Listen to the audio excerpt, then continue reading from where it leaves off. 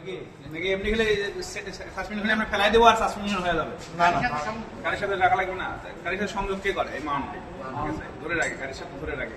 Suspension কি গাড়ির সাথে কে ধরে রাখে? মাউন্টে। আর এটা হচ্ছে কয়েল স্প্রিং। কয়েল স্প্রিং এর কাজ কি? অতিরিক্ত ঝাঁকুনি রোধ করা বা প্রশমন করা, যাই বলে। আবার এতে তো মাউন্টেনটা মানে সরি এইটা তো সুস্থ মানে এই থাকে স্বাভাবিক থাকে। শক আমি বলতেছি, আমি এগুলো দেবো না, ওইগুলো ধরে রাখেন। আপার প্লেট এখানে আছে মাউন্টিং এর নিচে, আর এটা হলো লোয়ার প্লেট। এটার কাজ হচ্ছে যে কয়েল স্প্রিংটা আছে এটাকে নির্দিষ্ট জায়গায় ধরে রাখে, ঠিক আছে, একটা নির্দিষ্ট পজিশনে ধরে রাখে। না, এটা বুঝ বলা যায় কথা বললে মাথা ফাড়াই একদম একবার সাসপেনশন আছে, মাথা মারলে মাথা ডাইরেক্ট ফেটে যাবে। তারপরে এখান থেকে শুরু করে এই পোপ দিয়ে এটা হলো শক। এর কাজ কি? এটার কাজ হচ্ছে আপনারা যদি স্প্রিং ছেড়ে দেন, একটা যদি স্প্রিং, ছোট স্প্রিংও হোক, ছেড়ে দিলে ওটা অনেকক্ষণ নড়াচড়া করে না, সেই রকম এই স্প্রিংটাও যদি একবার ঝাঁকুনি দেন দেখবেন অনেকক্ষণ নড়াচড়া করতে থাকে। আমরা এই শক অ্যাবজর্ভারের কাজ হচ্ছে এই কয়েল স্প্রিং এর যে ঝাঁকুনি সেটাকে কমিয়ে আনা। অনেকে বলে শক অ্যাবজর্ভারের কাজও ঝাঁকুনি প্রশমন করা, না অতিরিক্ত ঝাঁকুনি প্রশমন করা না, এটা বলবেন যে কয়েল স্প্রিং এর যে ঝাঁকুনি আছে সেটাকে প্রশমন করা। কয়েল স্প্রিং তো গাড়ির ঝাঁকুনি করে, আর যখন এই শক অ্যাবজর্ভার আছে যে কয়েলের একজন কথা বলেন।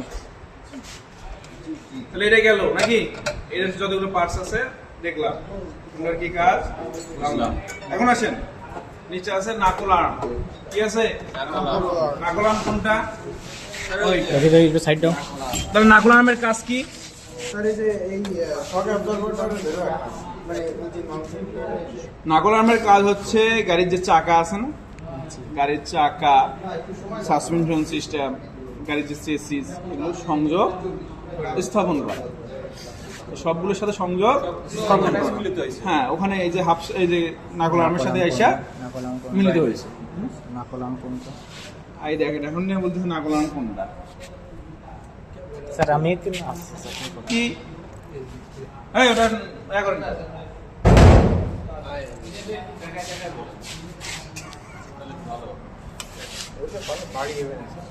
এই যে এইটা হলো নাকল আর্ম, এই যে এটা সংযম কোনটা, এই যে এখান থেকে শুরু করে এখানে এখানে আমার নিচেও আছে, ঠিক আছে, নাকল আর্ম, ঠিক আছে। নাকল আর্মের কাজ কি হচ্ছে? সাসপেনশন সিস্টেম আছে যেটা চাকা, আবার হলো গাড়ি যে চেসিস, এগুলো সবগুলোর সংযোগ স্থাপন করে। আচ্ছা, তারপর হাফস হচ্ছে এই চাকার সাথে সাসপেনশনের চেসিসের সংযোগ স্থাপন করা, হাফসের কাজ। তারপরে আসেন টাই রড। এটা হলো টাই রড। টাই রডের কাজ কি? চাকাকে নিয়ন্ত্রণ করা, চাকাকে নিয়ন্ত্রণ করে ডানে বামে যেদিক যাওয়ার ইচ্ছা সেদিকে নিয়ে যাবে। টাই রড এই কাজটাই করে, ঠিক আছে। স্টিয়ারিং এর সাথে স্প্রিং আমি যেদিকে ঘুরাবো, টাই রড চাকাকে সেদিকে ঘুরাবে। ব্রেক ফেল করে কি টায়ার ভেঙে নাকি?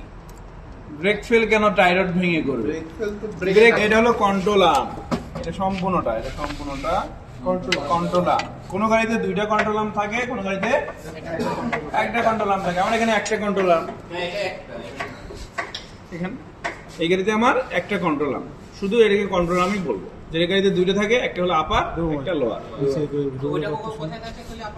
দেখাবো না আমরা, ওই সাদা গাড়িতে এটা শুধু কন্ট্রোল আর্ম। তারপর দেখেন এই যে এখানে এই যে এইটুকু, এইটা হলো রিং রড, এইটুকু হলো রিং রড। এটা কাজ হচ্ছে এই কন্ট্রোল আর্ম আর এই যে স্টেবিলাইজার বার সেটাকে সংযোগ করা। ঠিক আছে স্টেবিলাইজার বার আর হলে এটা হলো স্টেবিলাইজার বার ওটা স্যার এটা দেখবেন এই পাশ থেকে আছে ওই পাশে বন্ধ আছে ও স্যার সামনের চাকার এই পাশ থেকে শুরু করে ওই পাশে বন্ধ আছে স্যার এটার লিংক রড বলে না হ্যাঁ এটা লিংক রড কিন্তু এটা স্টেবিলাইজার বার এইটা না না না ওটা এইটা ও আচ্ছা আচ্ছা আচ্ছা ওইটার কাজ রোলিং কথা কমাই রোলিং কি পিচিং কি এগুলো আমি বলতেছি ঠিক আছে তাহলে এর কাজ কি স্টেবিলাইজার বারের কাজ কি রোলিং প্রবণতা কমায় ঠিক আছে আর এই যে এখানে আছে কি বুশ এখানে এই যে এগুলো বুশ বুশের কাজ কি এই বুশগুলো নষ্ট হয়ে গেলে সেই শব্দ হয় ঠিক আছে শব্দ যাতে কম হয় সিভি রড সিভি রড এই রডটার নাম সিভি রড আর এটা হলো ইনার সিভি পয়েন্ট এটা হলো আউটার সিভি পয়েন্ট দাঁড়ান কি ব্রেক করে